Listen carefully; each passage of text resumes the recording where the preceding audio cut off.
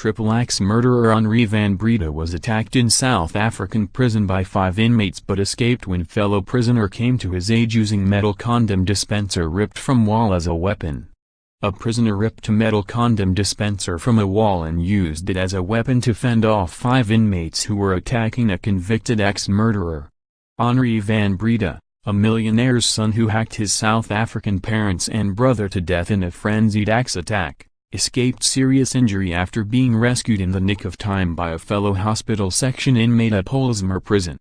The convicted triple murderer was attacked by 5 inmates while making his way back to the hospital section of the Cape Town jail earlier this week.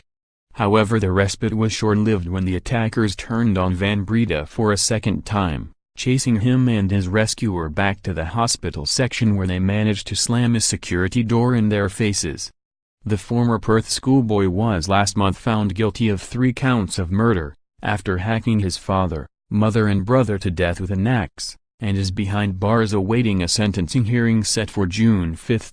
Van Breda was accosted on a stairwell while walking back to his cell following a visit by his uncle Andre du Toit and his girlfriend Danielle Jans van Rensburg. He is being held in the hospital section as he is on medication for epilepsy and depression. The murderer was unescorted at the time and carrying a bag of food that he had received during his visit. Henri said, "His attack was terrifying, horrible experience," said Van Breda's attorney Laurent van Niekerk after visiting the murderer on Friday morning. But he is coping well after being counseled by nursing staff. Polsmoor Prison, located 22 kilometers outside of Cape Town, is notorious for overcrowding, poor health conditions, gang violence and rape. Conditions there were recently described as profoundly disturbing by a constitutional judge.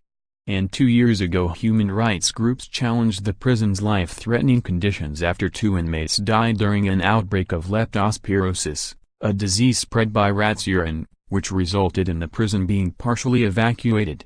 Henri said his attackers knew who he was and he got the impression they were targeting him, said advocate Peter Botha, who accompanied Van Breda's attorney to Polsmoor on Friday.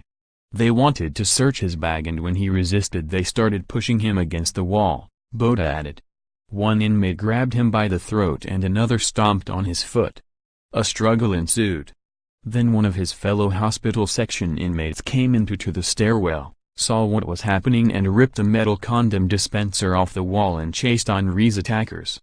After the thwarted attack, Henri and his rescuer ran back to the hospital section with the 5 attackers in hot pursuit. They ran through a metal door and Henri's rescuer managed to hold it shut while Henri ran to get assistance. At first he could only find 2 female administrative workers who alerted warders who arrived on the scene a few minutes later. Henri escaped with a few scratches and bruises on his body and an injured foot. He was treated that day by a nurse and seen by a Polsmoor doctor the next day who confirmed that Henri's foot was not broken.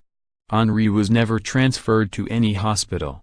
Van Breda told Botha that the attack was a shocking ordeal that came out of the blue.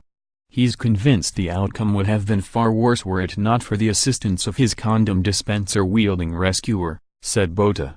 He told me his attackers were intent on harming him. Robbery was not their only motive.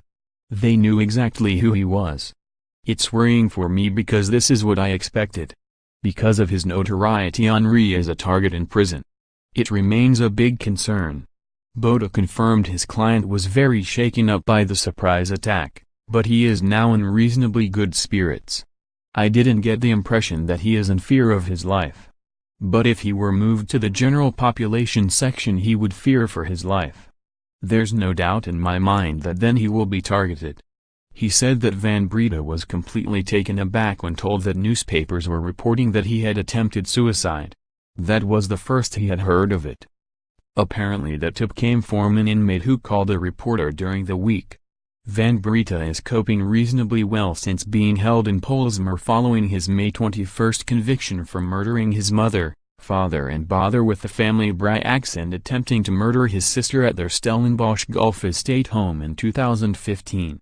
He feels safer now that he is accompanied by a prison warder whenever he leaves the hospital section. He is being visited regularly by his uncle and his girlfriend and they are keeping his spirits up. Correctional Services spokesperson Singabuk Nxumalo described the reports of Henri van Breda's attempted suicide as fake news. "A journalist fabricated that story from an anonymous call," he said. He also denied that Van Breda had been attacked. "He is in the hospital wing. Who is going to attack him there?" Van Breda, 23, returns to the Western Cape High Court on Tuesday for sentencing. Judge Siraj Desai is expected to hand down multiple life sentences to Van Breda, who he described as an unimpressive witness who displayed a peculiar lack of empathy after the horrific and brutal axe killings.